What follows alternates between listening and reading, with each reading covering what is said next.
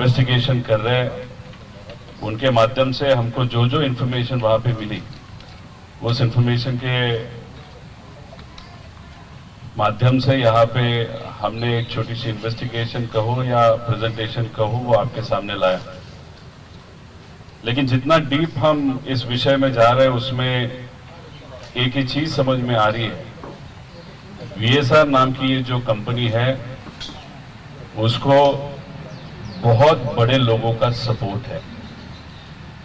इसमें से बहुत सारे लोग सत्ता में से है, कोई किसी राज्य में सत्ता में है, कोई देश में जो सत्ता में प्रमुख पार्टी है उसको सपोर्ट करने वाली पार्टी है, उसी के साथ बहुत बड़े बिजनेसमैन जो पॉलिटिकली लिंक्ड है वो भी वीएसआर कंपनी में इन्वॉल्व है। कॉन्स्पिरेसी के बारे में अगर हम बात करें तो दो टाइप की कॉन्स्पिरेसी हो सकती है, एक तो पॉलिटिकल और कमर्शियल। अभी इसमें से कौन सी है वो हम ढूंढना चाहते हैं। इसमें दूसरी बात ऐसे है कि जो कंपनी रिस्पॉन्सिबल है, जैसे वीएसआर रिस्पॉन्सिबल है, उसको अगर कोई सपोर्ट कर रहा है, उसको अगर कोई बचा रहा है, वो भी एक कॉन्स्पिरेसी हो सकती है। इसलिए इतने पावरफुल लोग इस कंपनी के पीछे है, डीजीसीए के बहुत बड़े अधिकारी इसके पीछे है। तो मुझे लगता है अगर अजीत दादा को हमको न्याय देना है तो महाराष्ट्र के लोग, इस देश के लोग वहां पे प्रयत्न कर रहे हैं, वहां पे उनकी आवाज वो वहां पे बोल रहे हैं। लेकिन अगर इस इन्वेस्टिगेशन को न्याय देने की जरूरत है तो इंडिया के सबसे पावरफुल लोग, जैसे कि इस देश के प्रधानमंत्री साहब नरेंद्र मोदी जी और अमित शाह जी ही अजीत दादा को न्याय दे सकते हैं, क्योंकि जो बाकी जन इसमें इन्वॉल्व है वो भी पावरफुल है। लेकिन आज सबसे पावरफुल इस कंट्री में जो है वो दो लोग होने के कारण मैं उनको विनती करता हूं कि इस इन्वेस्टिगेशन में आप खुद वहां पे ध्यान दो। एक छोटा सा लेटर मोदी साहब के नाम से वहां पे मैं आज उनको देने वाला हूं, ईमेल के माध्यम से, क्योंकि वहां पे मुझे परमिशन मिलेगी नहीं मिलेगी, अपॉइंटमेंट मिलेगी नहीं मिलेगी, वो विषय है। लेकिन आज की जो प्रेस कॉन्फ्रेंस है उसके माध्यम से हमारी एक बहुत बड़ी मांग है कि ये जो मंत्री है एविएशन मिनिस्टर, उनका रेजिग्नेशन, ये डेफिनेटली हम उनकी मांग करते हैं कि उनका रेजिग्नेशन लिया जाए। मोदी साहब को भी, अमित शाह जी को भी वो मांग हम कर रहे हैं, और leader of opposition Rahul ji Gandhi, उनको भी हम विनती करते हैं कि ये विषय आप अपने हाथों में ले, और ये जो एविएशन मिनिस्टर है जो टीडीपी इस पार्टी के है, उनका रेजिग्नेशन लेना ही चाहिए। ये हमारी मांग है। वो क्यों लेना चाहिए उसके बारे में कुछ इंफॉर्मेशन मैं आगे वाले प्रेजेंटेशन में आप सबको दूंगा। अब ये जो प्रेजेंटेशन है इसमें मराठी में तो प्रेजेंटेशन हमने लिया है, लेकिन मराठी में प्रेजेंटेशन कुछ दिन पहले जो लिया था उसमें से बहुत सारी अलग इंफॉर्मेशन इस प्रेजेंटेशन में आपके सामने, मतलब दिल्ली में, इंडिया के सामने वहां पे हम वहां पे प्रस्तुत कर रहे हैं। आगे ये बेसिक इंफॉर्मेशन है।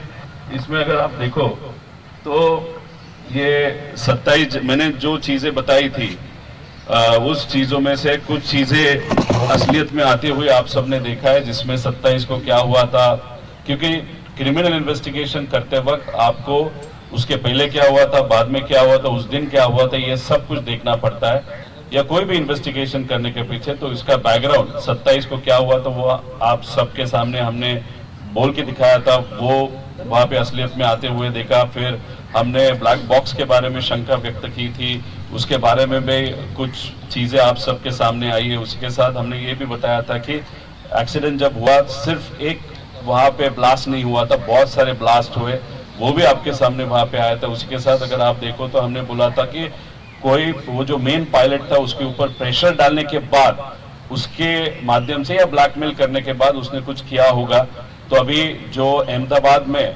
क्रैश हुआ उसमें भी कुछ इन्वेस्टिगेशन रिपोर्ट्स जो बाहर की कुछ एजेंसी या कंट्रीज ने वहां पे प्रेजेंट किए, उसमें भी ऐसे दिखा है कि शायद पायलट का कुछ हाथ हो सकता है। तो ये जो चीजें आज तक हमने बताई है उसके प्रूफ है, उसका कुछ एनालिसिस है, उसके कुछ डॉक्यूमेंट्स हमारे पास है।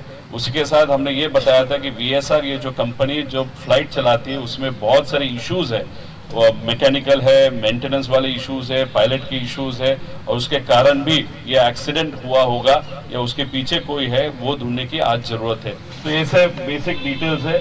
ये एक छोटा सा वीडियो है, मैं अभी आपको दिखा के टाइम नहीं लूंगा, जिसमें 2-3 ब्लास्ट मेन ब्लास्ट होने के बाद भी वहां पे ब्लास्ट हुए थे। उसमें हमको यही कहना है कि ये जो फ्लाइट जो क्रैश हुआ था, अजीत दादा जहाँ पे बैठे थे उनके पीछे टॉयलेट सेक्शन होता है, उसके पीछे एक एरिया होता है जहाँ पे बैग्स रखे जाते हैं, तो वहाँ पे एडिशनल पेट्रोल के कैंस वहाँ पे रखे गए थे, ऐसे हम सबका कहना है। और उसके कारण ही मेन जो आग लगी थी वो वहाँ पे होने के कारण ही आग लगी थी, ऐसे हम सबका कहना है।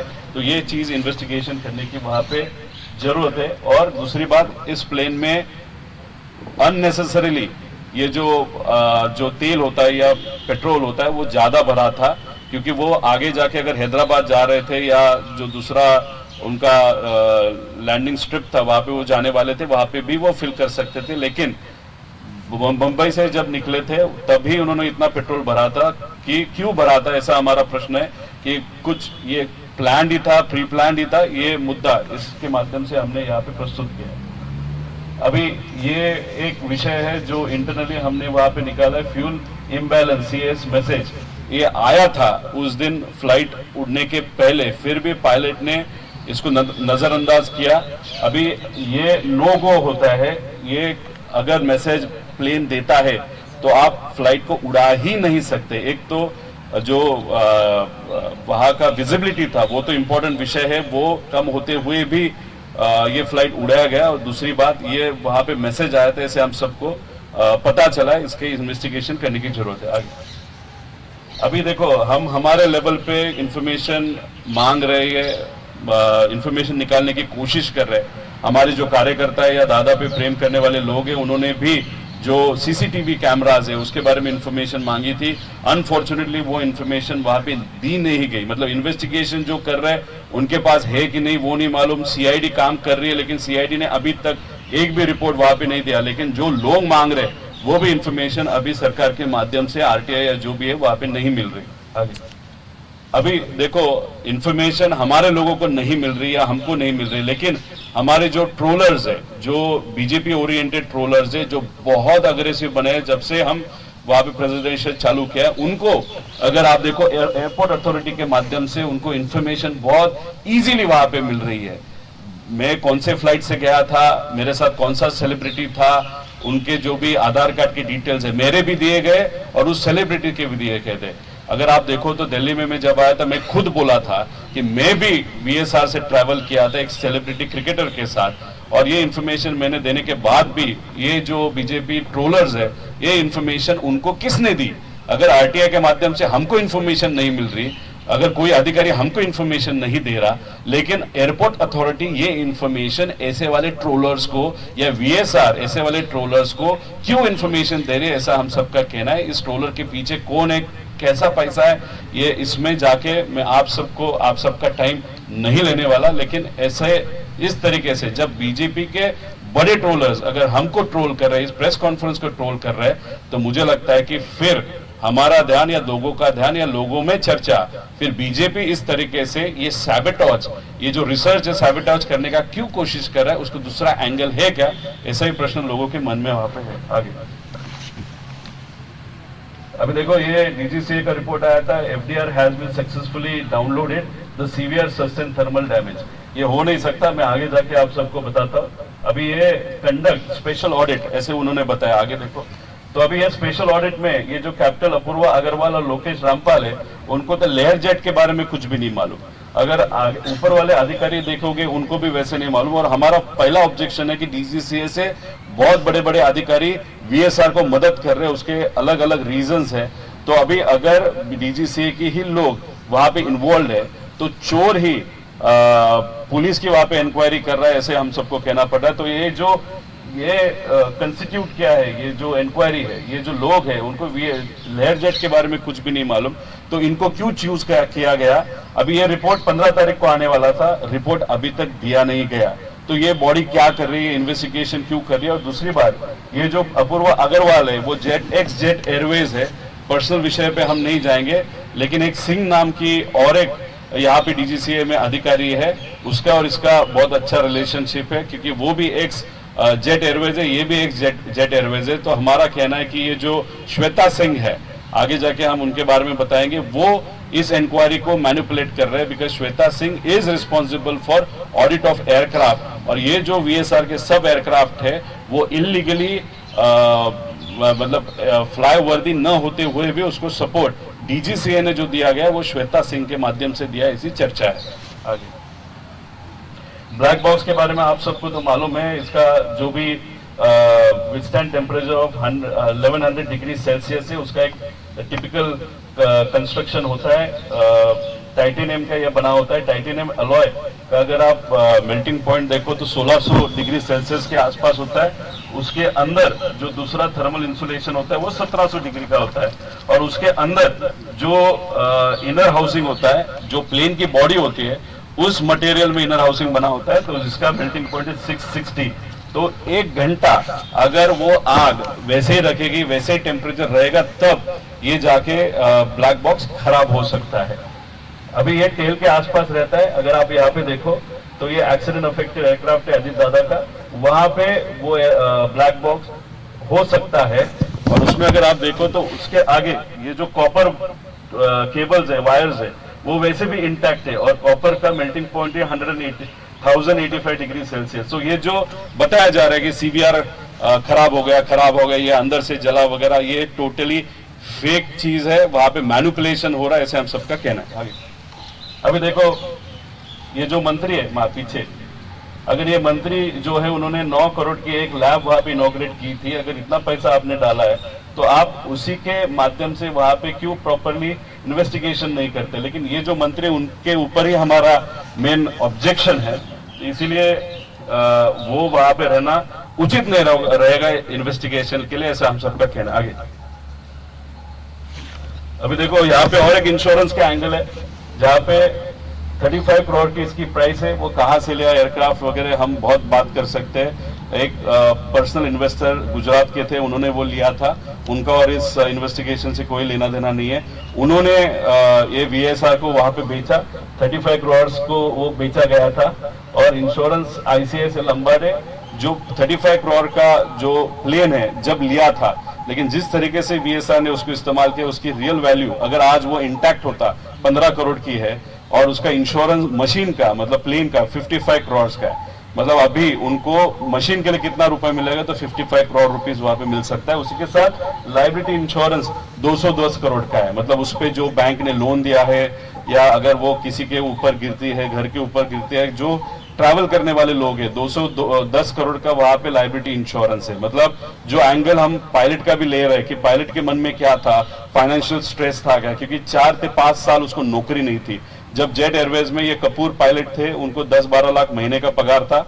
अभी उनको कहां पे भी नौकरी न मिलने के कारण उन्होंने वीएसआर को ज्वाइन किया, वहां पे उनको 3-3.5 लाख का या 4 लाख का पगार होगा, और पर फ्लाइट 20,000 रुपए वहां पे मिलते थे। तो डिप्रेशन में थे, फाइनेंशियल स्ट्रेस थे, ऐसे हम सबका कहना है। तो ये लाइबिलिटी के बारे में उनको मालूम था कि वो भी देखने की जरूरत है। आगे अभी ये अकाउंटेबल मैनेजर ये खुद वीके सिंह है, तो अभी तक उसको क्यों नहीं पकड़ा, उसकी चर्चा क्यों नहीं गई, उसका इन्वेस्टिगेशन हुआ है क्या? क्योंकि accountable manager is responsible for the flight और for the operations of that particular company. Company के माध्यम से कोई भी गलत होता है तो पहला अकाउंटेबल मैनेजर को लिया जाता है, लेकिन ये वीके सिंह खुद होने के कारण, और वीके सिंह बहुत पहुंचा हुआ व्यक्ति होने के कारण उसको वहां पे सेफ किया जा रहा है, ऐसे हम सबको समझ में आता है। चीफ फ्लाइट सेफ्टी ऑफिसर एक अलग नाम का है, उसका नाम हमारे पास है, लेकिन और डिटेल्स हमारे पास आएंगे। लेकिन ये जो बंदा है, जो हमको पता चला है, उस पे रेप चार्जेस भी है, और वो अलग चीज है। लेकिन इन तीनों को वहां पे अभी तक इंक्वायरी में नहीं लिया, ऐसे हम सबको लगता है। पूरे अभी देखो, कोई भी अगर आप जेसीबी चलाते हो या पोकलान चलाते हो या ट्रक चलाते हो, तो आपको मोटरसाइकिल का लाइसेंस शायद नहीं मिलेगा, या मोटरसाइकिल चलाते हो तो आपको किसी और का लाइसेंस वहां पे नहीं मिलेगा। लेकिन यहाँ पे अगर आप फ्लाइट में देखो, लेगेसी का लाइसेंस चलाने का आपके पास है तो लेयर जेट नहीं चलाते सकते, लेयर जेट चलाने का लाइसेंस आपके पास है तो आप लेगेसी या जो भी है हॉकर वगैरह ऐसे जो एयरक्राफ्ट वो नहीं चला सकते। एक टाइप का प्लेन का लाइसेंस आपके पास है तो एक ही टाइप का आप चला सकते हो। लेकिन वीएसआर में ये जो कपूर नाम के जो एक्सीडेंट में इन्वॉल्व पायलट थे, वो अलग अलग एयरक्राफ्ट वहां पे चलाते थे, उसके बारे में भी प्रूफ है, इन्वेस्टिगेशन में आएगा। रोहित सिंह जो ओनर का बेटा है वो भी इस तरीके से अलग अलग फ्लाइट अलग अलग दिन पे वहां पे उड़ाते थे, विच इज इलीगल। आगे अभी ये ब्रेथ एनालाइजर होता है तो इसका बीए रिपोर्ट, जो भी आज तक फ्लाइट वीएसआर के हुए बहुत सारे फ्लाइट के लिए आपको वहां पे वो बीए रिपोर्ट्स नहीं मिलेंगे, खास करके कपूर के लिए नहीं मिलेंगे, रोहित सिंह के लिए नहीं मिलेंगे, और इनका जो सेफ्टी ऑफिसर या जो भी है वो गोपाल या कोई, उसके लिए नहीं मिलेंगे। ये पूरा मैनिपुलेशन होता था। इस तरीके का एक वीडियो निकालना पड़ता है जिसमें ब्लो करना पड़ता है और उस पर आगे आता है कि 0% अल्कोहल। लेकिन ये जो मॉडल है, ये मॉडल का ड्रॉबैक ऐसा है, सिर्फ वीएसआर ये मॉडल इस्तेमाल करता है, इसमें डेट भी चेंज की जा सकती है। इसलिए जो रिपोर्ट उस दिन मेल किया है उसी को गृहीत धरना चाहिए। अगर बैकडेटेड रिपोर्ट को अगर वो मैनिपुलेशन, बिकॉज इतना दिन इन्वेस्टिगेशन के लिए जा रहा है तो मैनिपुलेशन बहुत बड़े लेवल तक वहां पे हो सकता है, ऐसे हम सबका कहना है। और दूसरी बात, इरेगुलरिटीज, मतलब एक कैबिन क्रू, मतलब ये जो हमारी माली मैडम थी वो कैबिन क्रू ही थी, लेकिन उनको शायद बताया नहीं गया था कि उनका ट्रेनिंग नहीं है, उनका लाइसेंस नहीं था, इसीलिए बहुत बार उनको वहां पे पैसेंजर के नाम पे वहां पे दिखाया गया था। और ये सिर्फ उनकी बारे में नहीं होता था, बहुत जन के बारे में होता था, इसलिए वो भी मैनिपुलेशन वहां पे होता था। और मिसकंडक्ट विद फीमेल पायलट्स भी वहां पे हुआ है। और हमने बताया था कि हमारे पास एक प्रूफ है, तो अगर ये रेजिग्नेशन एक महिला पायलट का है, उसमें क्या लिखा है आप थोड़ा सा देख लो। ऐसे बहुत सारे पायलट ने मास रेजिग्नेशन देने की भी कोशिश की थी, लेकिन डीजीसी हाथ में होने के कारण ये जो पायलट होते हैं आगे जाके जिस कंपनी में जाते हैं वहां पे उनको तकलीफ जानबूझ के दी जाती है, ऐसे हम सबको पता चला है। कौन सा? नहीं, कुछ आई थिंक उसको विल सेंड द पीडीएफ। इसमें कुछ उनको हैरेसमेंट होती थी, वो उन्होंने रीजन दिया है। दूसरी बात, उनको फुल एंड फाइनल और सर्टिफिकेट, लिविंग सर्टिफिकेट की तरह कुछ होता है, वो देने के लिए जानबूझ के तकलीफ दी थी, क्योंकि इनका कहना था, उन्होंने अंदर ही अंदर में उनका जो पायलट का एक ग्रुप था वहां पे उन्होंने बोला था इस मैडम ने कि इतना सेफ्टी प्रॉब्लम है, ये कोई भी फ्लाइट कभी भी गिर सकता है, तो हमारी लाइफ प्रॉब्लम में आ सकती है, इसलिए वो विषय लेने के बाद इनको बहुत तकलीफ दी। फिर उसके बाद हैरेसमेंट भी हुआ, वो चीज उन्होंने वहां पे लिखी है। मिसकंडक्ट पीछे कैप्टन कार्लोस करके एक वेनेजुएला का पायलट है, राजस्थान में, वहां पे एक कोई बहुत बड़े बिजनेसमैन है, उनकी फ्लाइट वो चलाते हैं, पैसेंजर के नाम पे ये बंदा फ्लाइट में जाता है और फ्लाइट चलाता है, उसके प्रूफ बहुत सारे हैं। मतलब ये बताना चाहते हो वीएसआर किस गलत तरीके से वहां पे चलाई जाती है। Irregularity, passenger manifesto, weather report, flight plans, weather reports filled by a single individual, मतलब एक घर में एक जगह पे बैठे बैठे वो सब मैनिपुलेशन वहां पे होता है। मतलब ये वीएसआर के जो डीजीसीए के नॉर्म से उसको बाईपास करने का विषय है। आगे ये सब पुरावे है, इसमें ये भी प्रूफ है कि ये जो पायलट होता है उनको 12 घंटे की वहां पे रेस्ट दी जाती है, लेकिन अगर उसने 12 घंटे के आगे फ्लाई किया होगा तो डीजीसीए को ऑनलाइन बताना पड़ता है, लेकिन डीजीसीए को ये कंपनी नहीं बताती थी, ऐसे ही सब कुछ आग बंद करके वहां पे चलाता था। ये इंटरनल रिपोर्ट है। आगे अभी देखो, वीके सिंह को कैप्टन कशरू नाम की एक डीजीसीए के अधिकारी है, उन्होंने एक ड्राफ्ट भेजा था, उन्होंने कंप्लेन भेजी थी कि जिस तरीके से आपकी कंपनी में कुछ चीजें हो रही है वो गलत है, और वो कैप्टन वीके सिंह जो कंपनी का मालिक है उसने उसके ग्रुप पे वहां पे वो डाला था। आगे लोग इसमें क्या बताया कि ये जो रिपोर्ट्स है, ये रिपोर्ट सिंगल डॉक्यूमेंट, एसओपी कोई भी नहीं है। उसी के साथ अगर आप देखो, कोई गेम में से एक रिपोर्ट डाउनलोड किया जाता है, वो फिल करके दिया जाता है, मतलब इतना कैजुअल अप्रोच है। मतलब ये रियल प्लेन चला रहे थे या वीडियो गेम चला रहे थे, क्योंकि इस तरीके का ये पूरा अगर आप लिखित देखो तो उस ग्रुप में वहां पे वो डीजीसीए का अधिकारी है, उसने वहां पे लिखा है कि ये गलत तरीके से आप चला रहे हो और ये चीजें अच्छी नहीं है सेफ्टी के एंगल से। तो ये इंटरनल उनका जो कुशरू अधिकारी है उन्होंने वो भेजा हुआ रिपोर्ट है जो आपके सामने हमने वहां पे लाई है। मतलब कुछ अच्छे अधिकारी जो वीएसआर के खिलाफ जाना चाहते थे, लेकिन कुछ मेन अधिकारियों ने शायद उनका आवाज दबा दिया था, ऐसे हम सब कह सकते हैं। आगे अभी ये विषय है दिल्ली का क्रिकेटर कौन है मैं नहीं बताऊंगा, लेकिन हमको जो पता चला है जब एक बार वीएसआर के प्लेन में वो बैठा था टैक्सिंग करते वक्त इंजन गिरा था या रिवर्सर ऑफ द इंजन का कुछ डैमेज हुआ था, उसके बाद वो बहुत फेमस क्रिकेटर है, तो वो कभी भी वीएसआर में उसके बाद बैठा नहीं, उसने वीएसआर को वहां पे ब्लैकलिस्ट किया। ये अंदर की बात है, नाम नहीं बता सकता, लेकिन ये जब भी इन्वेस्टिगेशन हो जाएगा आप सबको पता चलेगा। अभी इतना सारी चीजें चल रही है, तो वीएसआर का धंधा चल रहा है, तो वीएसआर का धंधा चल रहा है। ये कल परसों के फ्लाइट प्लान्स है, उसका धंधा अच्छा चल रहा है। अभी उसमें कौन फ्लाई कर रहा है, क्यों फ्लाई कर रहा है, वो मैं नहीं बता सकता। मतलब कहां पे भी वीएसआर को डर नहीं लगता, वीके सिंह को डर नहीं लगता। क्यों? क्योंकि उसके पीछे बहुत बड़ी ताकत है, वो आगे जाके आप सबको बताऊंगा। अभी इनको रेड कारपेट डीजीसी के माध्यम से मिलेगा, ऐसा प्रश्न वहां पे हम सबको मिलता है। वो अधिकारी के कारण हो सकता है या मंत्री के कारण हो सकता है। अभी देखो ये जो रिपोर्ट आप सबके सामने आते हैं तो लेयरजेट 45 होता है, लेकिन ये मॉडल लेयरजेट 45 नहीं है, ये लेयरजेट 45 XR है।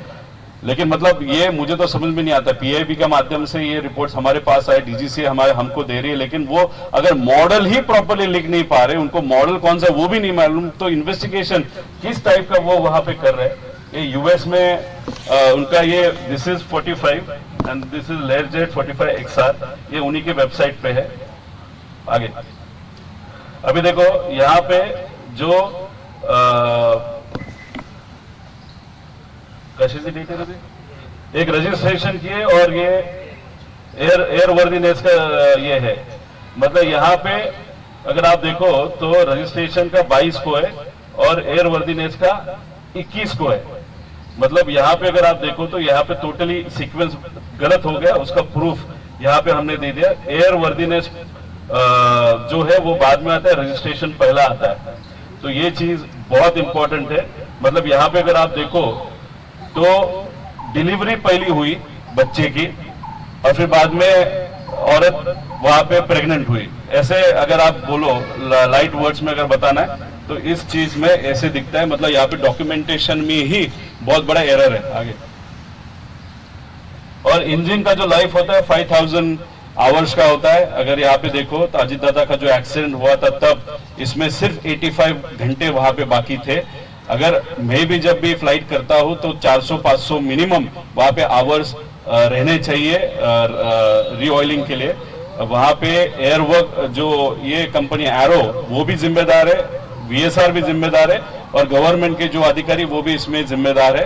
और दूसरी बात, अगर ये हनीवेल को डायरेक्ट पूछा जाएगा तो वो बताएंगे कि इसकी लाइफ शायद 8000 के भी आगे, क्योंकि उस तरीके का मैनिपुलेशन ऑफ वर्किंग आवर्स ये वीएसआर करती थी। आगे अब ये देखो, ये जलने के बाद एक नंबर आगे आया, उस पर कलर किया था, वो भी प्रॉपरली नहीं किया था, वो है N80PQ। ये हमारे यूएस के कॉन्टैक्ट से हमने इंफॉर्मेशन निकाली। ये यूएस से, ये जो एयरक्राफ्ट है यूएस से वहां पे लिया गया था और ये यूएस में रजिस्टर्ड था। फिर इंडिया में आने के बाद ये यहाँ पे वीएसआर इस्तेमाल कर रहा था। आगे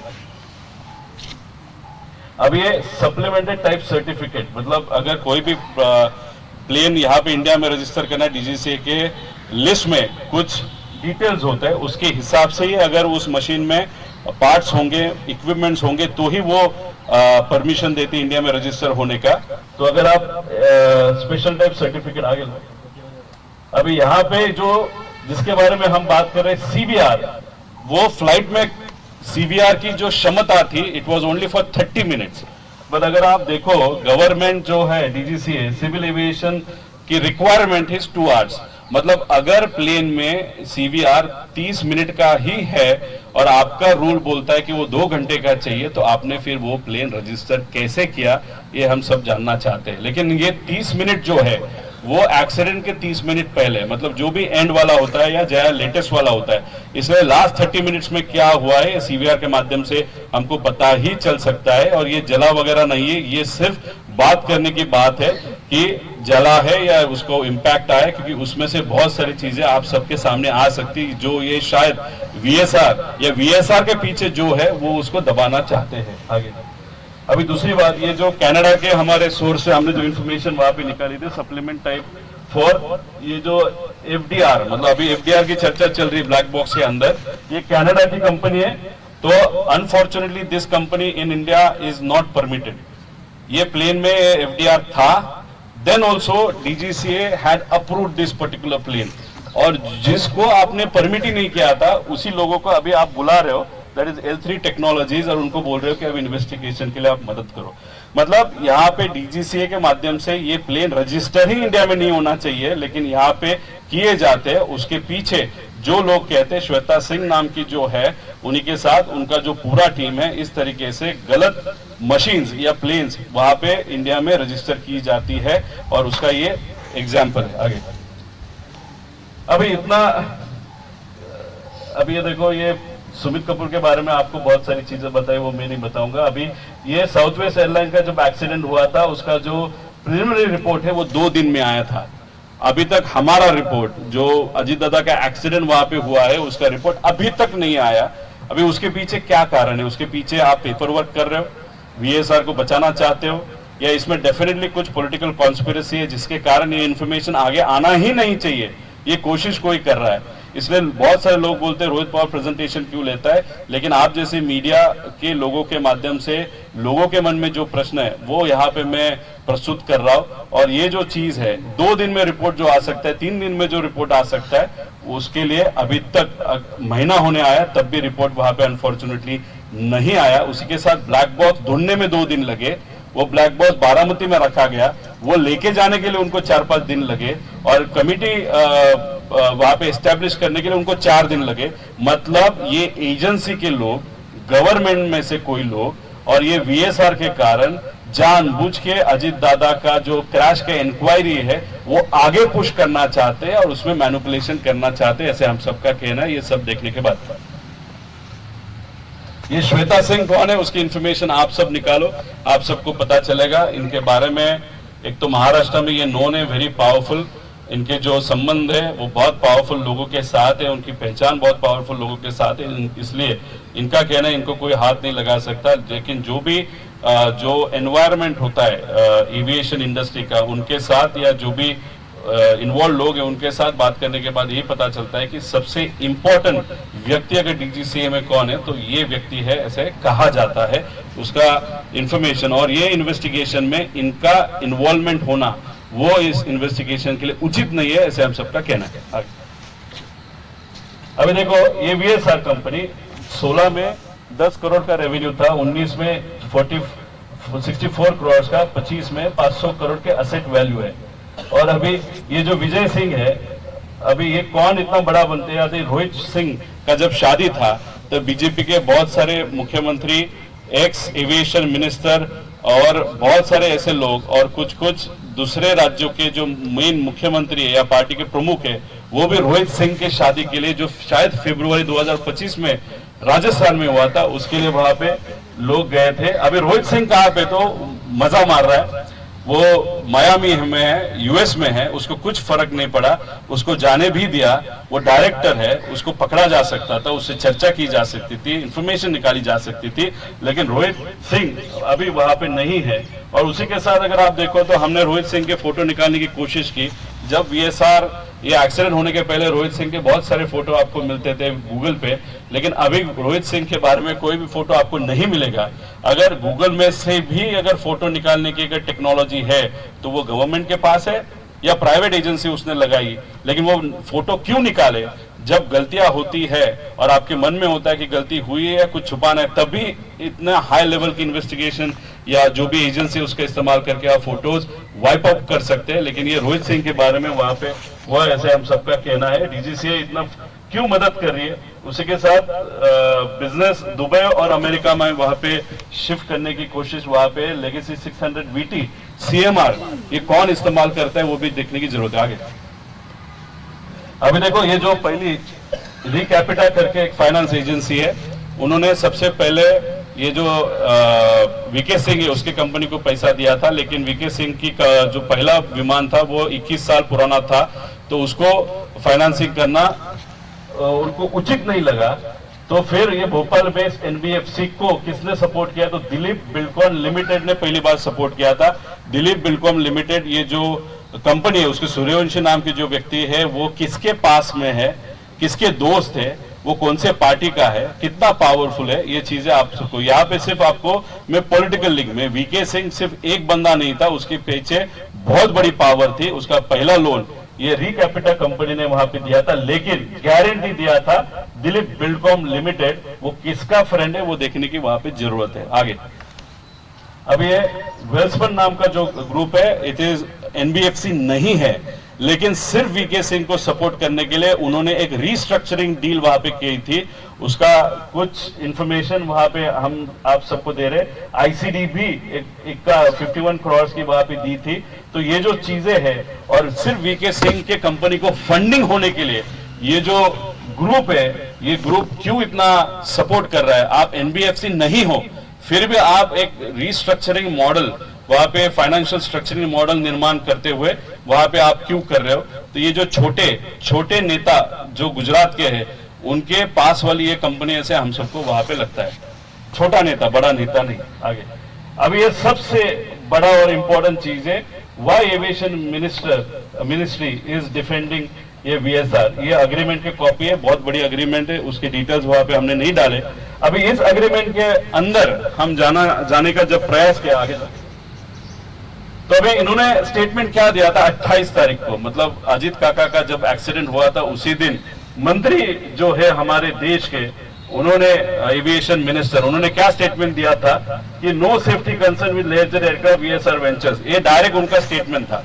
मतलब यहाँ पे हम इन्वेस्टिगेशन करके बात कर रहे हैं, या हमारे पे टीका जब होती तो बोलते आप थोड़ा इन्वेस्टिगेशन रिपोर्ट आने दो फिर बात करो, लेकिन यहाँ पे डायरेक्ट एविएशन मिनिस्टर से वहां पे कहा था कि यहाँ पे कुछ प्रॉब्लम नहीं है, वो वहां पे शायद कुछ नो मेजर सेफ्टी कंसर्न्स ऐसे उन्होंने वहां पे डायरेक्टली कहा। ऐसा क्यों कहा? क्योंकि ये क्वेश्चन हम सबको वहां पे लगता है। देखो, वीएसआर कंपनी से कोई लेना देना नहीं। जब मैंने यहाँ पे बंबई में दिल्ली में आके जब एक स्टेटमेंट किया था कि यहाँ पे aviation minister somehow not directly but through his parties leadership is involve with VSR, तब उन्होंने वहां पे वीएसआर कंपनी से कोई लेना देना नहीं, सूत्र के माध्यम से उन्होंने बताया था। अभी ये सूत्र कौन है वो देखने की जरूरत है। फिर हम डिटेल में वहां पे जाने के बाद आगे लोग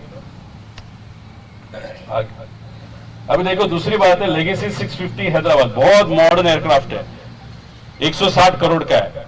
अभी इसकी डिटेल्स भी हमारे पास आए, अभी दुबई में उसका रजिस्ट्रेशन है, उसकी डिटेल्स हम देंगे वो किसका है वगैरह, लेकिन हम इतना डिटेल में नहीं जाना चाहते। जिसका भी है उसको कहना इतना ही है, आप कैसे खरीदा, किधर से पैसा लाया, किसके नाम पे, कुछ लेना देना नहीं हमको।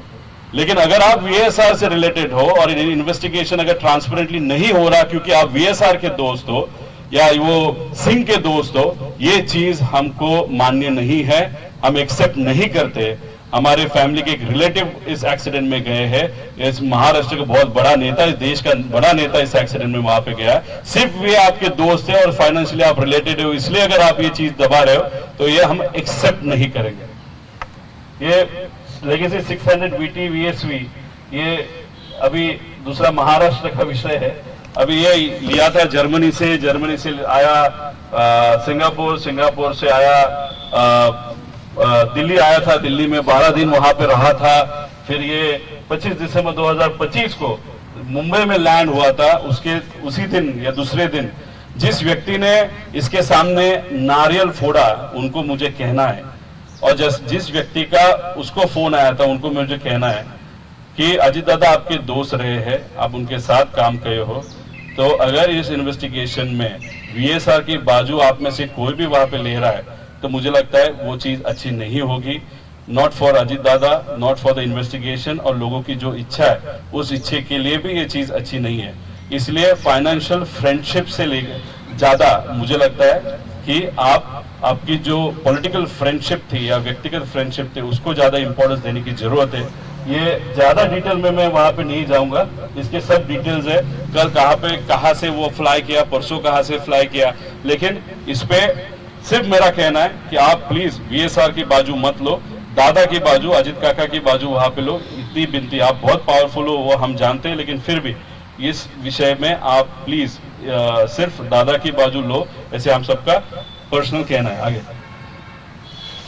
अभी देखो, ये जो वीएसआर को हम क्यों बोल रहे हैं कि ये जो मंत्री है aviation minister of this country, why he should resign, the reason he VSR इस कंपनी को, जिस कंपनी ने वहां पे फाइनेंस किया, that is heritage fine lease, इसके अगर डायरेक्टर आप देखो तो टीडीपी जो पार्टी है, टीडीपी पार्टी के जो नेता है, जो प्रमुख है, जो आंध्र के मुख्यमंत्री है, उनसे कोई रिलेटेड आपको दिख रहा है? तो डेफिनेटली उनसे रिलेटेड वहां पे है।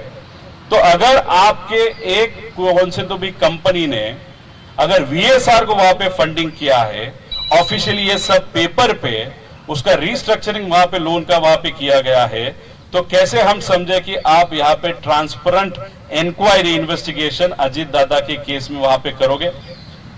आपको अगर पैसा इंपॉर्टेंट है तो आप ऐसे ही कुछ चीजें करोगे जिसके कारण वीएसआर को वहां पे मदद होगी, ऐसे हम सबका कहना है। क्योंकि जिस तरीके से इन्वेस्टिगेशन वहां पे चालू है, वहां पे डीजीसीए और वहां पे मंत्रालय के माध्यम से डेफिनेटली कुछ ना कुछ जो प्रेशर है to save VSR and not to give justice to Ajit Pawar, इसीलिए हम सबका कहना है। इसके पहले भी हमने जब बोला था तब सोर्सेस के माध्यम से एविएशन मिनिस्टर ने बताया था हमारा कुछ लेना देना नहीं, आपको हम दिखा रहे हैं कि इनका लेना देना है।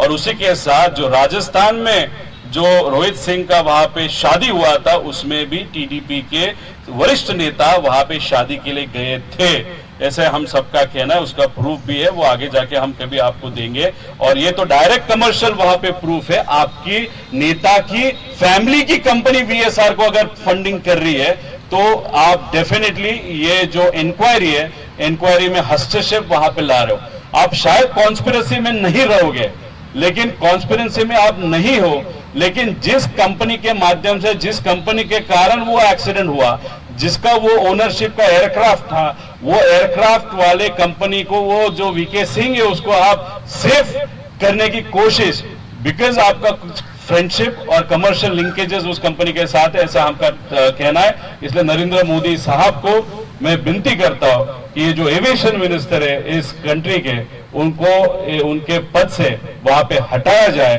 क्योंकि ये बहुत महाराष्ट्र के लिए इंपॉर्टेंट विषय, अजीत दादा का एक्सीडेंट, और जिस कंपनी के एयरक्राफ्ट में वो एक्सीडेंट हुआ उस कंपनी का और टीडीपी का डायरेक्ट रिलेशन वहां पे है, ऐसे हम सबका कहना है। और सिर्फ एक प्लेन के माध्यम से नहीं, ऐसे दो प्लेन हैं, एक लेगेसी 650 और लेगेसी 600, जो डायरेक्टली इनडायरेक्टली ये जो टीडीपी के नेता है उनसे रिलेटेड है। इनडायरेक्टली मतलब एक बिजनेसमैन है जो उनके क्लोज है, उनका वो प्लेन है, और दूसरा जो है दुबई में, उसके बारे में और इंफॉर्मेशन हम वहां पे फाइंड कर रहे हैं।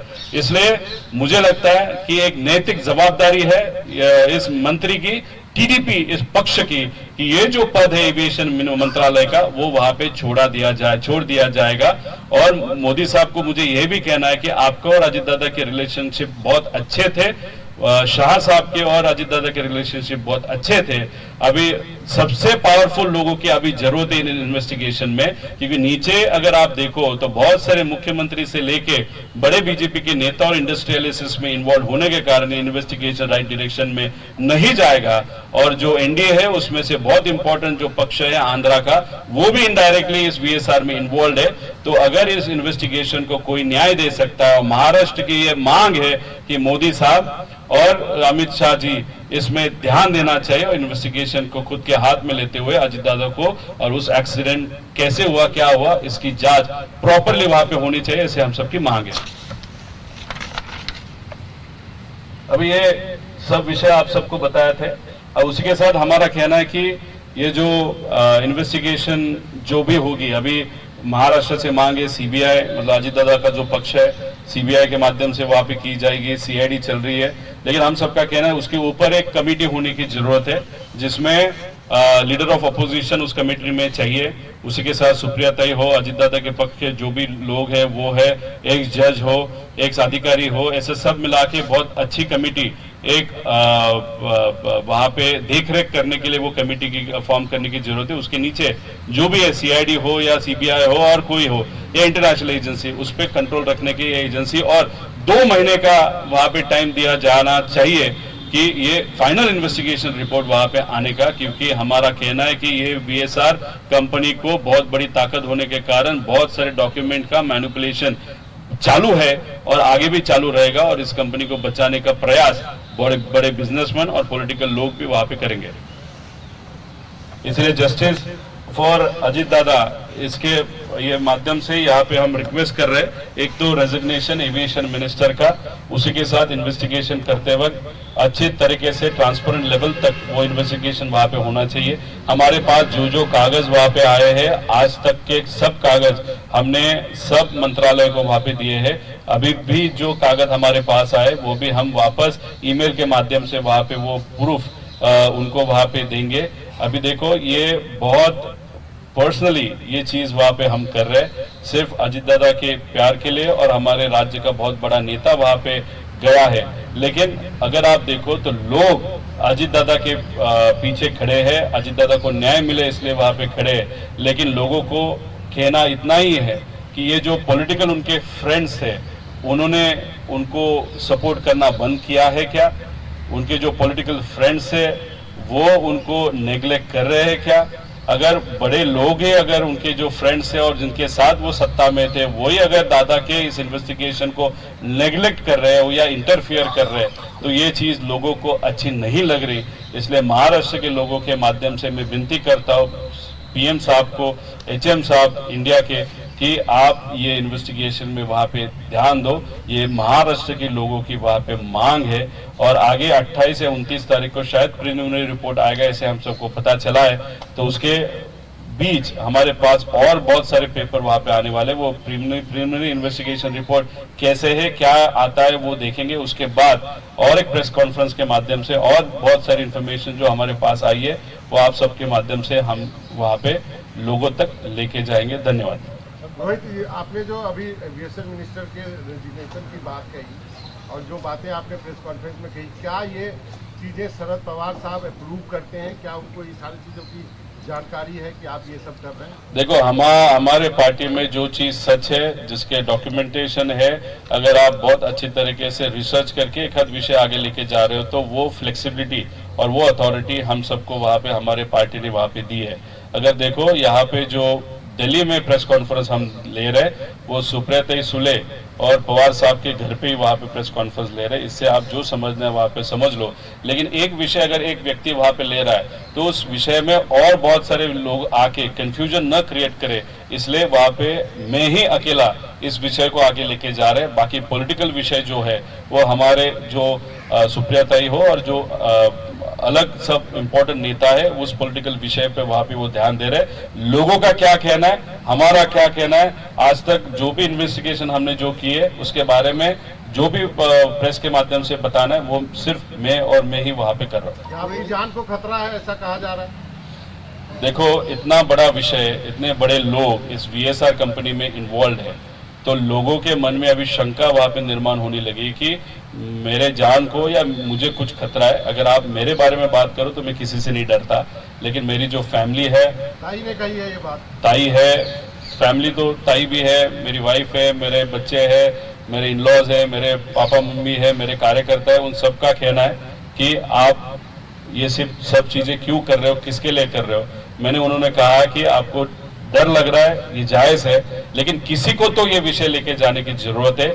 अगर सभी शांत हो गए तो अजित दादा को न्याय कैसे मिलेगा? महाराष्ट्र का बहुत बड़ा नेता ये आज हमारे बीच नहीं है, तो उनको न्याय देने के लिए कितना भी रिस्क हो तो वो तो उठानी पड़ेगी, किसी को तो लड़ना पड़ेगा। इसलिए लोगों के तरफ से वहां पे मैं यहाँ पे और मेरे साथ मेरी जो पूरी टीम है वो यहाँ पे लड़ रही है। अगर सरकार सिक्योरिटी दे रही है तो आप लेंगे क्या?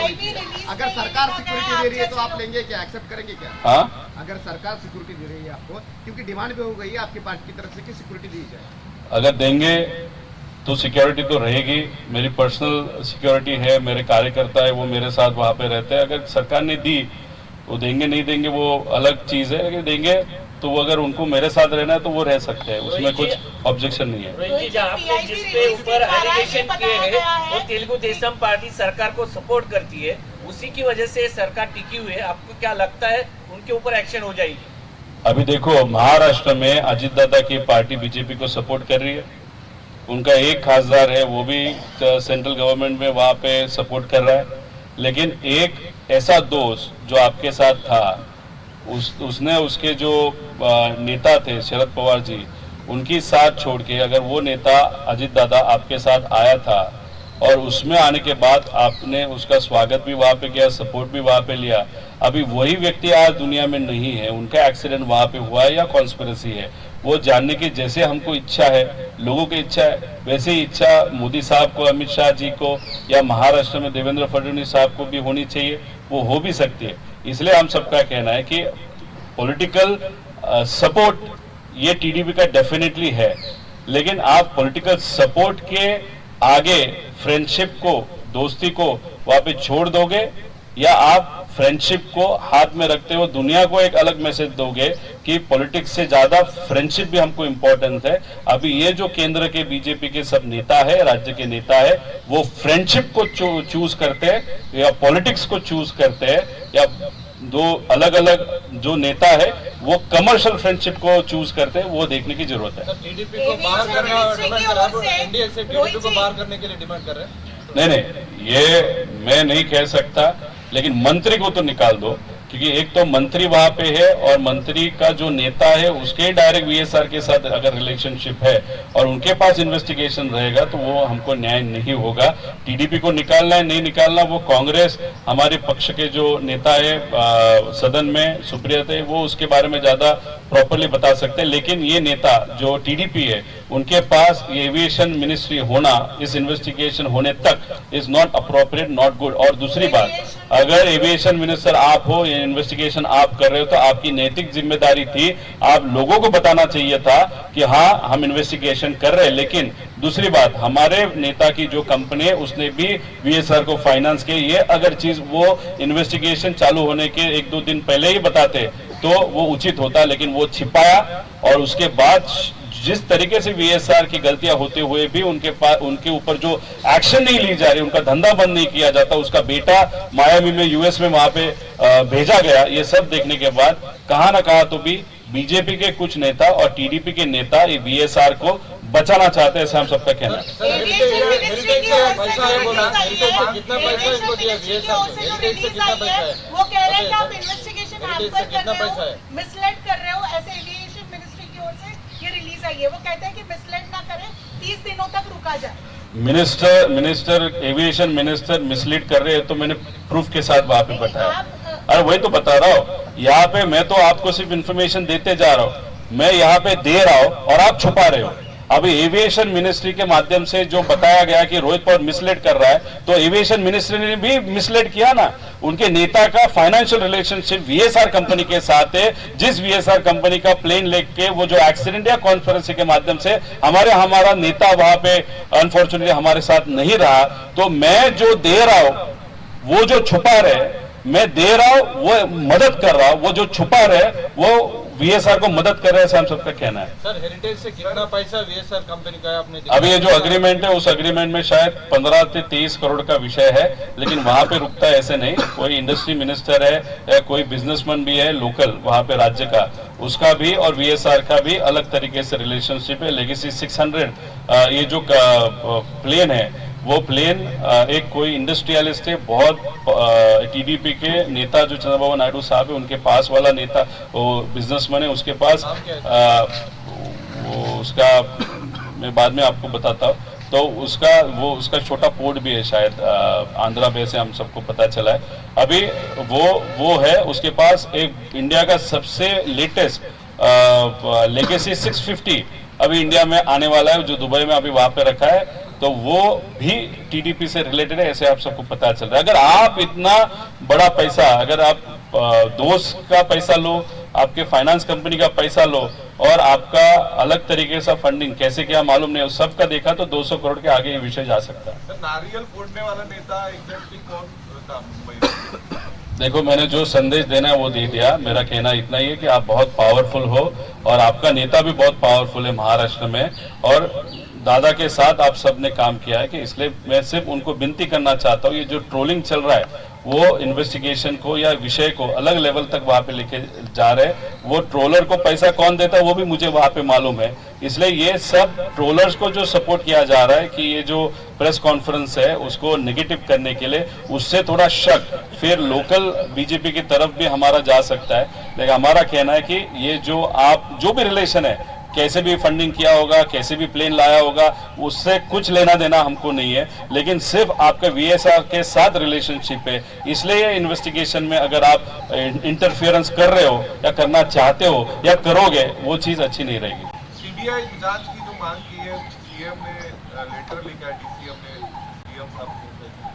नहीं, देखो, अभी महाराष्ट्र से जो मतलब सीएम साहब को जहाँ पे लेटर लिखा था डीसीएम मैडम ने, वो ठीक है, अच्छी चीज है, लेकिन कुछ साल पहले शायद जब एकनाथ शिंदे साहब थे, वो जो परमिशन लगती थी महाराष्ट्र सरकार को सीबीआई को महाराष्ट्र में इंक्वायरी करने की, वो परमिशन की अभी जरूरत नहीं है। फिर भी उन्होंने लेटर अगर सीएम साहब को दिया होगा तो ठीक है, अच्छी चीज है, लेकिन थोड़ा सा लेट हो गया। फिर भी जितना आप सपोर्ट करोगे इन्वेस्टिगेशन को उतनी वो चीज अच्छी है, लेकिन जितना लेट करोगे उससे प्रॉब्लम भी होने वाला है because of paper manipulation and document manipulation. ये मेरा डर है। जय पवार ने एक पोस्ट लिखी थी, उसके बाद आपकी कुछ बात हो गई है पार्थ पवार हो या जय पवार? नहीं, जय पवार के साथ बात हुई थी। उनका कहना है कि आपने जो प्रेजेंटेशन किया उसमें सब कुछ देखने के बाद जो हमारे मन में डाउट है वही आप वहाँ पे बोल रहे हो।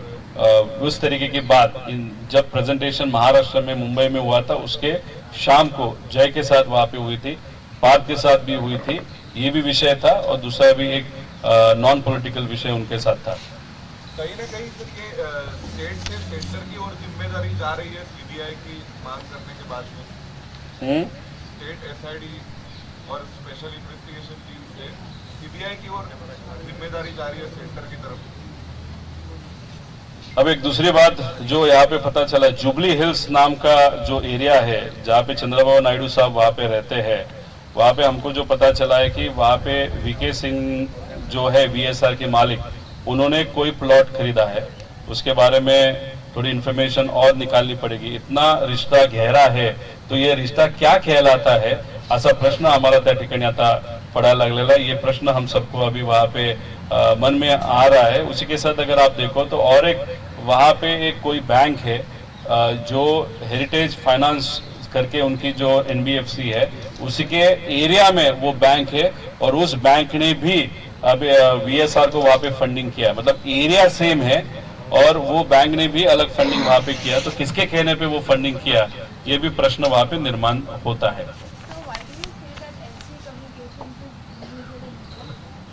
नो सी, ये जो भी प्लेन इंडिया में लाना होता है, उस प्लेन के अंदर जो भी इक्विपमेंट इस्तेमाल किए होते हैं उसकी एक प्री अप्रूव्ड लिस्ट होती है।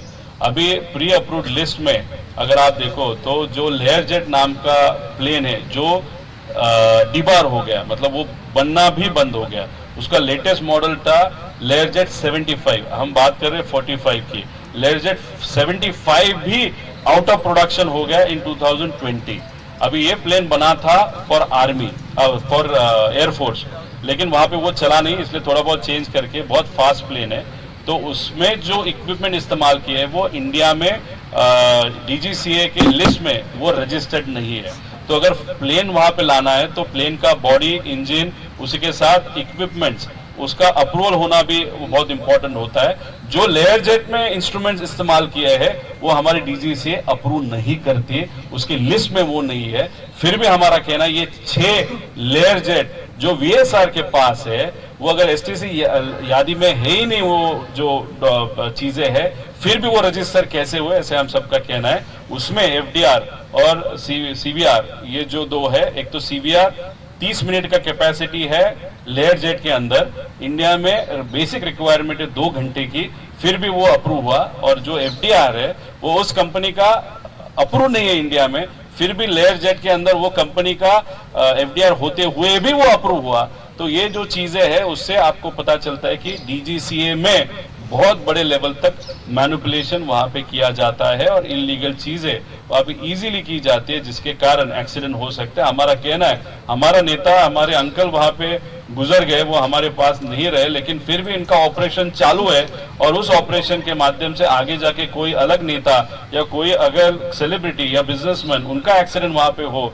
तो उसके लिए जिम्मेदार कौन होगा, ऐसा प्रश्न वहां पे वो न हो। इसलिए हम सबका कहना है कि जब तक इन्वेस्टिगेशन पूरा नहीं होता, मेन रिपोर्ट नहीं आता, तब तक वीएसआर को आप उस कंपनी को ग्राउंड कर लो, क्योंकि पायलट जो अभी उड़ा रहे हैं उनकी भी सेफ्टी का विषय है। सर, आपकी ओर से कोई डेडलाइन है क्या रेजिग्नेशन को लेकर? रेजिग्नेशन को लेकर आपकी ओर से कोई डेडलाइन है क्या, जिसके बाद आप मतलब अपना और तीव्र रूप दिखाएंगे, ऐसा कुछ? नहीं, अभी हमारे नेता जो सुप्रिया ताई है, दूसरे जो है, उनके माध्यम से भी ये विषय हम आगे लेके जाएंगे। उसके साथ राहुल गांधी जी है, उनको भी एक पत्र वहाँ पे हम लिखने का वहाँ पे सोच रहे। हम तो सिर्फ छोटे से एमएलए है, दिल्ली में राजनीति कैसे चलती है वो मुझे तो वहाँ पे नहीं मालूम, लेकिन हमारे जो प्रमुख नेता है उनके मार्गदर्शन में इसके बारे में वो मांग हम करेंगे। आगे 10 दिन में इसके बारे में उनकी तरफ से क्या एक्सप्लेनेशन आता है वो भी देखने की जरूरत है। अगर एक्सप्लेनेशन नहीं आया तो हमने जो प्रेजेंटेशन यहाँ पे किया वो उन्होंने एक्सेप्ट किया और उसके बाद भी वो चुप रहना चाहते हैं, उससे आप समझ लो क्या है। इसलिए 10-12 दिन में एक नैतिक जिम्मेदारी स्वीकारते वक्त उन्होंने रेजिग्नेशन देने की जरूरत है। रस्त्यावरची लढाई जर लढावी लागली तर तुम्ही रस्त्यावरती देखील उतराल। सध्या तुम्ही मुद्दे मांडत आहात, लोकांपर्यंत जात आहेत, आता लोकांच्या मनात देखील काही प्रश्न आहेत, गरज पडली तर रस्त्यावरची लढाई लागणार। आम्ही प्रायमरी रिपोर्टसाठी त्या ठिकाणी थांबलेलो आहे। प्रायमरी रिपोर्ट जेव्हा केव्हा येईल तो रिपोर्ट कसा असतो, त्याच्यामध्ये काय त्यांनी केलेलं आहे ते आम्ही थोडंसं तिथे बघू। मोघम जर रिपोर्ट असेल तर मग रस्त्यावर आल्याशिवाय राहणार नाही। पण एक गोष्ट आहे की कितीही दबाव आणला, वीएसआर तुमचे मित्र असले, तुमच्या स्वतःचा पैसा त्याच्यामध्ये लागला असला तरी लोकांची ताकद, इच्छेची ताकद आणि भावनेची ताकद ही खूप जास्त आहे, हे मात्र या सगळ्या लोकांना आम्ही तिथं दाखवून देऊ शकतो। पण याच्यात आम्हाला राजकारण करायचं नाही, म्हणून आतापर्यंत आम्ही फक्त शांत आहे। जे काय आम्हाला या इन्व्हेस्टिगेशनला मदत करतायत ते आम्ही देतोय। फक्त आम्ही जेव्हा माहिती मागायला जातोय तेव्हा आम्हाला कुठेही त्या एजन्सीमध्ये महत्त्व दिलं जात नाही। त्यामुळे सगळ्यात उत्तम मार्ग कुठला असेल तर मीडिया आहे। त्यामुळे तुमच्या माध्यमातून ज्या काय गोष्टी होऊ शकतात आणि व्हायला नाही पाहिजे आणि ज्या झाल्यात ते आम्ही पारदर्शक पद्धतीने त्या ठिकाणी मांडतोय। राजीनामे finance company Chandrababu sir Naidu परिवार का है, इससे राममोहन नायडू को क्या लेना देना है? वो फंडिंग कर रहे बोल कर बता रहे हैं। ये जो एविएशन मिनिस्टर है वो क्या खुद एविएशन मिनिस्टर बना है? क्या चंद्रबाबू नायडू साहब ने उनका नाम रेकमेंड किया होगा फिर वो मंत्री होंगे? चंद्रबाबू नायडू साहब ने वो बोला होगा ना कि इनको मंत्री बनाओ, या खुद आए और बोले कि नहीं को मेरे को बनना है? ऐसा तो नहीं होता ना। जो उनके प्रमुख पार्टी के नेता है वो वहां पे बोलने के बाद ये मंत्री होते हैं। अभी प्रमुख नेता का फैमिली ही अगर वीएसआर के साथ बिजनेस कर रहा है, फंडिंग कर रहा है, तो डेफिनेटली मांग यही होगी ना कि वहां पे ये जो वीएसआर, ये जो मंत्री है, एक तो उन्होंने रेजिग्नेशन लेना चाहिए और अलग तरीके से इन्वेस्टिगेशन लेके अगर टीडीपी उनके वीएसआर के क्या रिलेशन है वो सीबीआई के माध्यम से यहाँ पे मांगनी होनी चाहिए। जो भी दूसरा पार्टी होगा आंध्रा से, उन्होंने अगर ये रिक्वेस्ट वहां पे की कि इसमें सखोल इंफॉर्मेशन आनी चाहिए, क्योंकि एक समझ लो आप, जो दूसरी पार्टी है उनके जो प्रमुख है उनके पिताजी के साथ भी एक एक्सीडेंट के माध्यम से जो हुआ है हम सब जानते हैं। तो उस विषय के बारे में वो डेफिनेटली भावनिक है।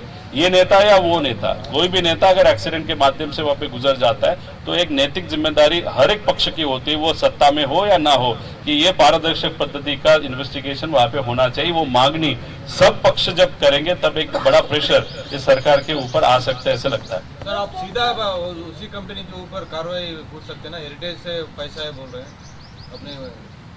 पहला तो ये जो व्यक्ति है जो इन्वेस्टिगेशन हैंडल कर रहा है वो पहला रेजिग्नेशन वहां पे देना चाहिए। उसके बारे में क्या होता है देखेंगे। फिर अगर नहीं हुआ तो बहुत बड़ी इंफॉर्मेशन हमको निकालनी पड़ेगी, जिसके कारण ये जो कंपनी, देखो कंपनी ने किसको फंडिंग किया उसको लेना देना नहीं है, वो किसी को भी कर सकता है। कल अगर आपको मोटरसाइकिल चाहिए, हेरिटेज आपको भी दे सकता है। लेकिन विषय क्या है कि आप जिसको फंडिंग कर रहे हो वो व्यक्ति भारत का बहुत बड़ा प्राइवेट प्लेन ऑपरेटर है और उसके प्राइवेट प्लेन ऑपरेटर के माध्यम से जिसके पास वो प्लेन था वो क्रैश होके एक बहुत बड़ा नेता गया है। अभी उस प्राइवेट ऑपरेटर पे जब इन्वेस्टिगेशन की बात आएगी, वो इन्वेस्टिगेशन जो हम क्लीनली और पारदर्शक पद्धति से वो चाहते हैं वो करने के हम जब सोचते हैं, तब जिन्होंने उनको फंडिंग किया वही उन्हीं का पार्टी का नेता अगर वहां पे बैठा होगा तो वो ट्रांसपेरेंटली वो इन्वेस्टिगेशन कैसे होगा, ऐसे हमारा सब है। तो फंडिंग किसको किया उस पर हमारा ऑब्जेक्शन नहीं है, लेकिन फंडिंग नेता के फैमिली ने जिस कंपनी को किया उस कंपनी की गलती किया, वो गलती वो जो टीडीपी नेता है उसका जो एविएशन मिनिस्टर दिल्ली में बैठा है वो इन्वेस्टिगेशन खराब कर सकता है या नॉन ट्रांसपेरेंट बेसिस पे कर सकता है, इसलिए ऑब्जेक्शन हमारा इस मिनिस्टर पे है।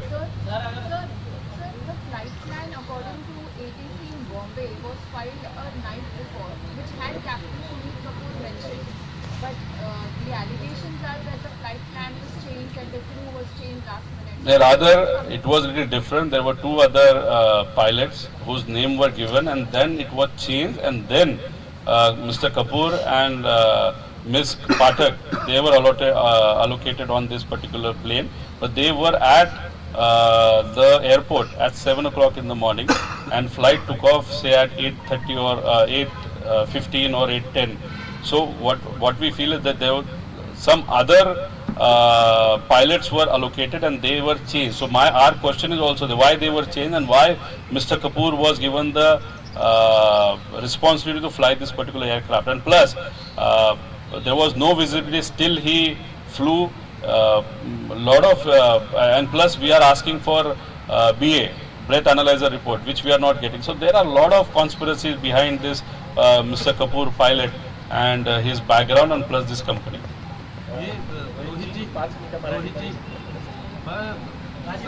दादा तो कई बार एयरक्राफ्ट से सफर करते होंगे बीएसआर के, क्या पहले भी पायलट कपूर ने उनका विमान चलाया था, ऐसा कोई डिटेल आया है आप लोग के पास या नहीं?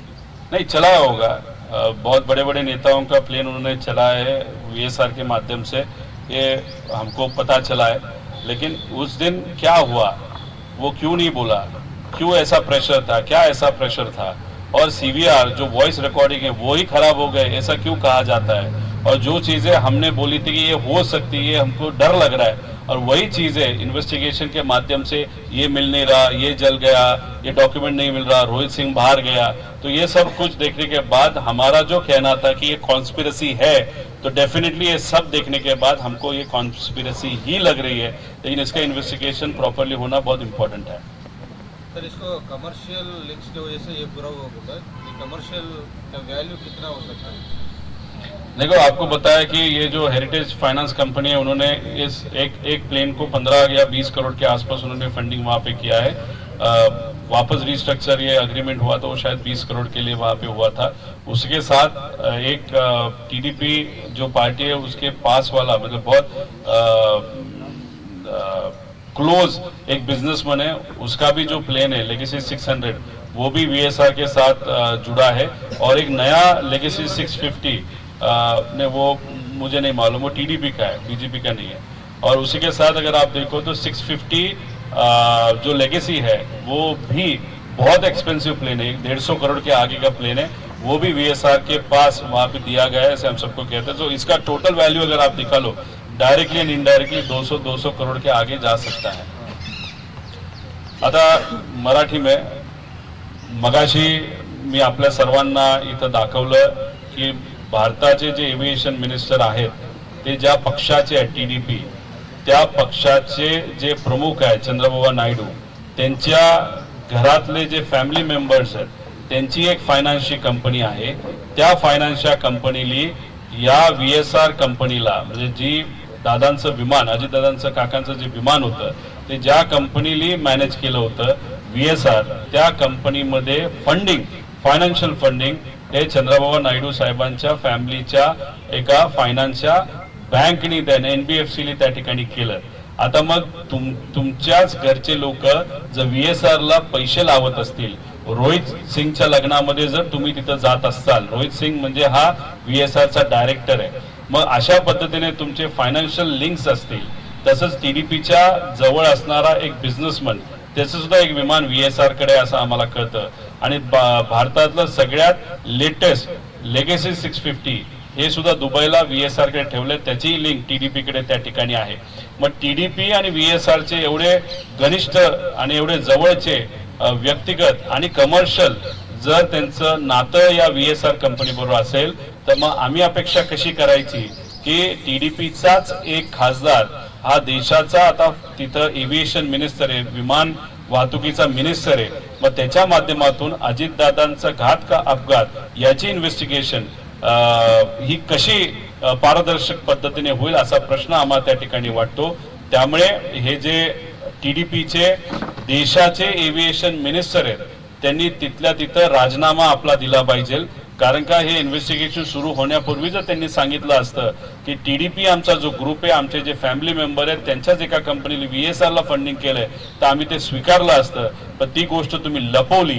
मग VSR ज्याची तुमच्याबरोबर कमर्शियल म्हणजे आर्थिक आणि व्यावहारिक आणि काही व्यक्तिगत जर नातं असेल, तर आमचं मत आहे की तुम्ही हे इन्व्हेस्टिगेशन ज्या पद्धतीने व्हायला पाहिजे ते तर होतच नाही.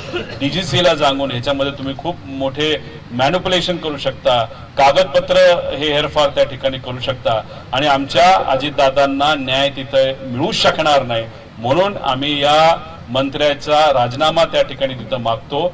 आणि त्याच्याच बरोबर एवढे मोठे मोठे लोक, काही राज्यातले पण काही मोठे राजकारणामध्ये असणारे, महाराष्ट्र राज्यातले काही राजकारणामधले लोक सुद्धा याच्यामध्ये काही प्रमाणात आहेत या VSR कंपनी बरोबर. त्याच्या आंध्राचे काही आहेत, गुजरातचे काय आहेत, मध्य प्रदेशचे काय आहेत. आणि हे इतके पॉवरफुल लोक आहेत जे बिझनेसमध्ये आहेत, नाही तर ते राजकारणामध्ये आहेत. मग एवढे पॉवरफुल लोक VSR या कंपनीच्या मागे जर असतील, तर मग दादांना न्याय कसा मिळेल हा प्रश्न निर्माण होतो. त्यामुळे आम्ही व्यक्तिगत नरेंद्र मोदी साहेबांना, जे या देशाचे पंतप्रधान आहेत, आणि अमित शाह साहेबांना विनंती करतो की तुम्हीच तुमच्या मित्राला म्हणजे अजितदादांना तिथे न्याय देऊ शकता. आणि हा न्याय देत असताना तुमचे मित्र पक्ष जे कुठले आहेत ते राजकारणाच्या हेतूतून त्यांचा पाठिंबा तुम्ही तिथं घेतला असला तरी अजितदादा हे तुमचे मित्र होते. त्यामुळे मित्राला आणि मैत्रीला तुम्ही महत्व देता का राजकारणाला, हे येत्या काळामध्ये आपल्या सर्वांना त्या ठिकाणी बघावं लागेल. पण एवढे मोठे लोक याच्यामध्ये सहभागी असल्यामुळे आणि VSR ला पाठराखण करत असल्यामुळे जर न्याय मिळायचा असेल तर ताकदवान लोकच लागतील. आणि आज जर बघितलं तर सगळ्यात पॉवरफुल लोक हे नरेंद्र मोदी साहेब जे पंतप्रधान आणि HM म्हणजे शहा साहेब आहेत, हेच त्या ठिकाणी देऊ शकतात. आणि इन्व्हेस्टिगेशन करत असताना जी बॉडी आहे, जी मॉनिटरिंग बॉडी आम्ही म्हणत आहोत, विरोधी पक्ष नेता म्हणून राहुल गांधीजींना सुद्धा त्या बॉडीमध्ये घेतलं पाहिजे. सुप्रियाताई आणि अजितदादांच्या पक्षातले काही लोक, काही माजी जजेस, माजी अधिकारी, अशा लोकांची एक बॉडी तयार करून त्यांनी तिथं मॉनिटरिंग केलं पाहिजे अशी आमच्या सगळ्यांची मागणी आहे. आणि त्याच्याचबरोबर महाराष्ट्राचे मुख्यमंत्री साहेब यांना सुद्धा विनंती करतो आपण याच्यामध्ये त्या ठिकाणी लक्ष घालावं. सर्वच नेत्यांना तिथं विनंती करतो की लक्ष घालावं. आणि काही लोक आणि खास करून BJPचे लोक, ते सुद्धा महाराष्ट्रातले, हे जे काही ट्रोल आणि या लोकांना पैसे देऊन उगाच या विषयाला दुसरीकडे नेण्याचा प्रयत्न करतात, त्यांना सुद्धा तुम्ही सांगावं, त्यांचे कान त्या ठिकाणी धरावे. कारण तुम्ही जर BJPचे ट्रोल अशा पद्धतीने जर इथं या इन्व्हेस्टिगेशनला, या प्रेस कॉन्फरन्सला नाव खराब करत असतील तर लोकांच्या मनामध्ये एक शंका निर्माण झालेली आहे की असं का, आणि ह्यांना इन्व्हेस्टिगेशन नकोय का, दादांच्या बाबतीत काय झालं हे यांना समजून घ्यायचं नाहीये का, मग यांना भाजप का सपोर्ट करते, असे वेगवेगळे प्रश्न हे लोकांच्या मनामध्ये त्या ठिकाणी निर्माण होत आहेत. जे लोक ट्रोल करत असं तुम्ही म्हणतात भाजपचे, त्या अनुषंगाने भाजपच्या काही नेत्यांशी तुमचं बोलणं झालं आहे का, किंवा त्या अनुषंगाने काय बोलणं? बघा, ते ट्रोल त्यांना फंडिंग हे BJP करते हे आम्हाला माहिती. BJPची बाजू ते सातत्याने त्या ठिकाणी मांडतं. काही लोक त्यातली बऱ्याच वेळा जेलमध्ये जाऊन सुद्धा तिथं आलेली आहेत. काही ऍक्टरला पण त्यांनी त्या ठिकाणी ब्लॅकमेल केलेलं आहे. रोहित शेट्टीला पण त्यांनी ब्लॅकमेल केलेलं असं आम्हाला त्या ठिकाणी कळतं. त्याच्याच बरोबर असून अशा काही तिथं फिल्म इंडस्ट्रीमध्ये प्रोड्युसर आहेत त्यांना तिथं ब्लॅकमेल केलेलं आहे. बरंच काय त्यांच्यावर काही एका TV माध्यमांनी सुद्धा केसेस केलेल्या आहेत. असे 10 पैशावाले ट्रोलला पैसे देऊन जर बीजेपी तिथं मदत करत असेल तर आम्ही या मीडियाच्या माध्यमातून सांगितलेलं आहे, पण आम्ही काय जाऊन कुठल्या नेत्याचे पाय धरणार नाही. असं थर्ड क्लास 10 पैशाच्या लोकांसाठी त्यांना जर काय करायचं असेल तर करा, पण त्यांनी जर केलं नाही, त्यांनी असंच कंटिन्यू राहिलं तर मग कुठंतरी बीजेपी पण या कॉन्स्पिरसीमध्ये इन्व्हॉल्ड आहे का, असाही प्रश्न त्या ठिकाणी निर्माण होऊ शकतो. सीबीआय चौकशीची मागणी अजित पवार यांच्या पक्षाकडून केली गेली आहे. मुख्यमंत्री सुनेत्रा पवारांनी तसं पत्रही दिलेलं आहे आणि मागणी केलेली आहे. नाही, मागणी सीबीआयची केली ती चांगली गोष्ट आहे. थोडंसं असं वाटतं की त्याला उशीर झालाय, पण खरं तर महाराष्ट्र राज्याने जेव्हा एकनाथ शिंदे साहेब मुख्यमंत्री होते तेव्हाच सीबीआयला आपल्याला कुठं परमिशन त्या ठिकाणी द्यावी लागते असं ठेवलेलं नाही. सीबीआय डायरेक्ट इन्व्हॉल्व्ह होऊ शकते. त्यामुळे मुख्यमंत्री साहेब तर लक्ष देऊन आहेत, सीआयडीला त्यांनी त्या ठिकाणी लावलेलं आहेच. पण तसं बघितलं तर केंद्रात अमित शहा साहेबांना आधी सांगितलं असतं तर लगेच सीबीआय सुद्धा इन्व्हॉल्व्ह झाली असती. पण ठीक आहे, काय हरकत नाही, प्रयत्न करणं हे महत्वाचं असतं. त्यांच्या पक्षाकडनं सुद्धा प्रयत्न होत आहेत, लोकांकडनं होतात, आमच्याकडनं होतात. सगळ्यांचीच मागणी आहे की अजितदादांच्या बाबतीत काय झालं हे पारदर्शक पद्धतीने लोकांसमोर आलं पाहिजे. जय पवारने पहिल्यांदाच जे आहे आपलं मन व्यक्त केलं आहे, त्यानंतर जय पवार बरोबर आणि पार्थ पवार बरोबर बोलणं झालं आहे. त्याच दिवशी जेव्हा प्रेस कॉन्फरन्स झालं 13 दिवस तर आम्ही सातत्याने बोलत होतो. 13 दिवस दुःखद घटना घडून 13 दिवस झाल्यानंतर पहिल्यांदाच मी 2 दिवसापूर्वी जयशी तिथं बोललो. जयच्या पण भावना आहेत की काय खरं झालं हे कुठेतरी समोर आलं पाहिजे. पारचाही काही एका विषयासाठी आणि या इन्व्हेस्टिगेशनसाठी सुद्धा त्याचा त्या ठिकाणी फोन आला होता.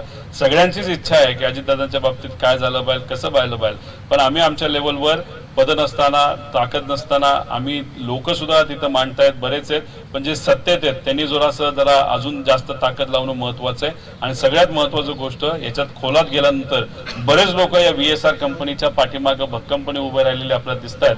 म्हणून शेवटी कोणावर तरी अजून ताकदवान व्यक्तीवर आपल्याला अवलंबून राहावं लागेल. ते आज ताकदवान कोण आहेत तर जे पंतप्रधान साहेब हे देशाचे, होम मिनिस्टर देशाचे आणि विरोधी पक्षाचे नेते म्हणजे राहुल गांधीजी, या तिघांवर हे इन्व्हेस्टिगेशनच्या पुढचे दिशा हे अवलंबून आहे असं आपल्याला वाटतं. आज ही अभी मैं सिग्नेचर करूंगा और ट्वीट भी करूंगा, ईमेल भी उनको उनके ऑफिस पे. गिरफ्तार नहीं, इन्वेस्टिगेशन उनकी होनी चाहिए. उसी के साथ रेजिग्नेशन की बात वहां पे हमने की है. दादा, त्या पत्रावर सुप्रियाताईंची सही असणार आहे का? सुप्रियाताई तुमच्या पक्षाच्या लोकसभेतल्या गटनेत्या आहेत. पंतप्रधान मोदींसोबत मागच्या अधिवेशनात त्यांच्या भेटी झाल्या आहेत. अरविंद सावंत यांनी हा मुद्दा पुढच्या अधिवेशनात घेण्याचं म्हटलंय, तर तुमच्यासोबत सुप्रियाताईंची सही असणार आहे का? नाही, आता मी इथं पत्र ते लिहून तिथं ईमेल करणार आहे. पण सुप्रियाताईंशी आम्ही बोलणं झालंय. सुप्रियाताईंचं ताईंचं असं मत आहे की अधिवेशनामध्ये आम्ही सगळ्यांनी आता ठरवलेलं आहे की येणारं जे सेकंड पार्ट आहे, पार्ट 2 अधिवेशनाचा, त्या अधिवेशनामध्ये सुप्रियाताईच या इन्व्हेस्टिगेशनच्या मागणीचं लीड त्या ठिकाणी करणार आहेत. आणि सुप्रियाताईंच्या मार्गदर्शनाखालीच आम्ही दिल्लीमध्ये या ठिकाणी या विषयासाठी तिथे लढणार आहोत.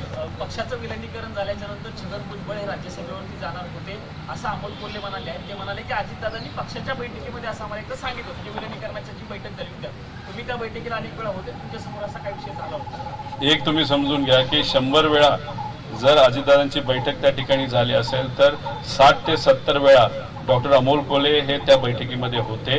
कारण का दादांची इच्छा आणि आमच्या सगळ्यांची इच्छा होती की जेव्हा हे दोन्ही पक्ष एकत्रित येतील तेव्हा प्रदेश अध्यक्ष डॉक्टर अमोल कोल्हेच त्या ठिकाणी झाले पाहिजे.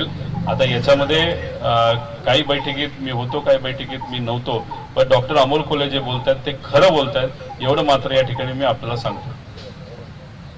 थँक्यू.